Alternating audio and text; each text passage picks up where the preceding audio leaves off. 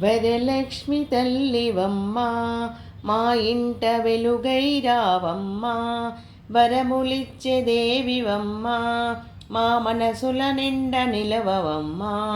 వరలక్ష్మి తల్లివమ్మ మా ఇంట వెలుగై రావమ్మ, పసుపు కుంకుమలతో నిన్ను కొలిచేమమ్మ, పూలమాలలతో నిన్ను పూజించేమమ్మా.